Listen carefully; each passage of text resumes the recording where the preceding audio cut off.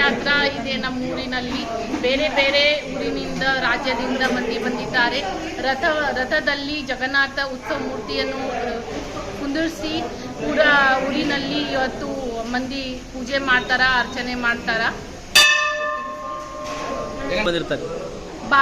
ಬೇರೆ ಬೇರೆ ಅಕ್ಕಪಕ್ಕಿನ ಊರಿನಿಂದ ಇಲ್ಕಲ್, ಬಾಗಲಕೋಟ್, ಬಿಜಾಪುರ, ಮಹಾರಾಷ್ಟ್ರ ಇಂದ, ಸೋಲಾಪುರ, ಇಚಲಕರಂಜಿಯಿಂದ, ರಾಮದುರ್ಗಿಂದ ಮಂದಿ ಬಂದಿದ್ದಾರೆ.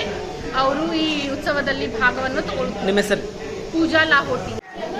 ನಮ್ಮ ಈ ಜಗನ್ನಾಥ ದೇವರ, ರಾಧಾಕೃಷ್ಣ ದೇವರ ಇತಿಹಾಸವು 120 ವರ್ಷದಿದೆ. ಸುಮಾರು 120 ವರ್ಷಲಿತ್ರ ನಾವು ನೋಡಿದಾಗ ಇದು ರಥಯಾತ್ರೆ ನಡೀತಾ ಇದೆ.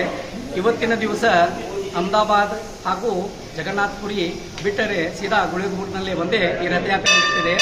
ಇವತ್ತು ಜಗನ್ನಾಥ ಭಗವಾನು ನಮ್ಮ ಗುಳೇದಗೂಡು ಜಗತ್ ಭ್ರಮಣಕ್ಕೆ ರಥನಲ್ಲಿ ಕುಂತಿ ರಥಯಾತ್ರೆಗೆ ಹೋಗ್ತಾರೆ. ಅದಕ್ಕೆ ನಾವು ರಥಯಾತ್ರೆ ಅಂತ ಹೇಳಿ ಆಚರಿಸ್ತೀವಿ.